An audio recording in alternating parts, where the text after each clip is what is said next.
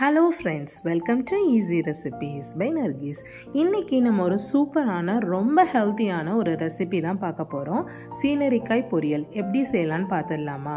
நான் என் குழந்தைக்கு கொடுக்கணுங்கிறதுக்காக இந்த மாதிரி குட்டியாக நறுக்கி வச்சுருக்கிறேன். பேன் ஹீட் ஆனதுக்கப்புறம் 1 டேபிள் ஸ்பூன் தேங்காய் எண்ணெய் சேர்த்துக்கோங்க.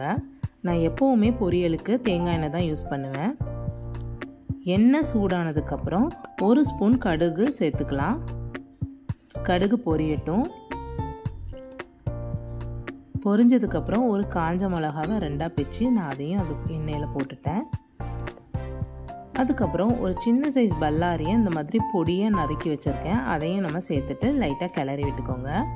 வெங்காயம் கண்ணாடி மாதிரி மாறினதுக்கப்புறம் ஒரு கொத்து கருவேப்பிலையும் அதில் நம்ம சேர்த்துடலாம். கிளறி விட்டதுக்கப்புறம் நம்ம பொடியாக வெட்டி வச்சுருக்கிற சீனரிக்காயை சேர்த்துடலாம். தேவையான அளவுக்கு உப்பும் நம்ம சேர்த்துக்கலாம்.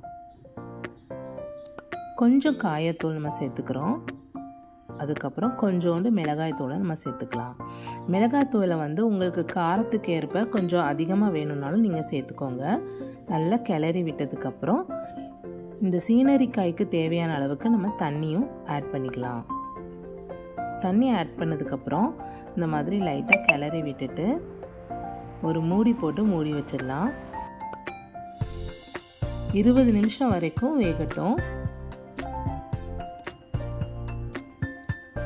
20 நிமிஷத்துக்கு அப்புறம் நம்ம திறக்கும் போது நம்மளுக்கு கலர்லேயே டிஃப்ரென்ஸ் தெரியும். நல்ல கலர் மாறி இருக்கு. இப்போ 80% தான் வெந்திருக்கும். நல்ல சிம்மில் வச்சுக்கோங்க. அதுக்கப்புறம் ஒரு கொத்து நிலக்கடலை எடுத்துக்கோங்க. அதை நல்லா மையாக திரித்து அதையும் நம்ம சேர்த்துடலாம். இது கூடவே நீங்கள் தேங்காய் வேணும்னாலும் சேர்த்துக்கலாம். இந்த நிலக்கடலை உங்களோட பொரியலுடைய டேஸ்ட்டையும் ஸ்மெல்லையும் ரொம்ப எடுத்து கொடுக்கும். ரொம்ப சூப்பராக இருக்கும். இந்த மாதிரி நிறைய பொரியலுக்கு நிலக்கடலை நம்ம ஆட் பண்ணிக்கலாம். ரொம்பவே நல்லாயிருக்கும். நிலக்கடலை நம்ம ஆட் பண்ணதுக்கப்புறம் கண்டிப்பாக சிம்மில் தான் வச்சிடணும். ஏன்னா அடி பிடிச்சிரும். அதனால ரொம்ப கேர்ஃபுல்லாக இருக்கணும். இந்த சீனரிக்காயில் நிறைய நன்மையான விஷயங்கள் இருக்குது. நரம்பில் உள்ள பிரச்சனைகளுக்கெல்லாம் இது ஒரு நல்ல தீர்வாக இருக்குது. அதனால் வாரத்தில் ஒரு முறையாவது இல்லை 10 நாளுக்கு ஒரு முறையாவது கண்டிப்பாக நீங்கள் இந்த சீனரிக்காய் வாங்கி சாப்பிடுங்க. நீங்களும் இதே ரெசிபியை உங்கள் வீட்டில் ட்ரை பண்ணி பார்த்துட்டு எப்படி இருந்ததுங்கிறத மறக்காமல் எனக்கு கமெண்ட் செக்ஷனில் சொல்லுங்கள். அண்ட் இந்த வீடியோ உங்களுக்கு பிடிச்சிருந்துச்சுன்னா ஈஸி ரெசிபீஸ் பை நர்கீஸை சப்ஸ்கிரைப் பண்ணுங்கள். Thank you so much.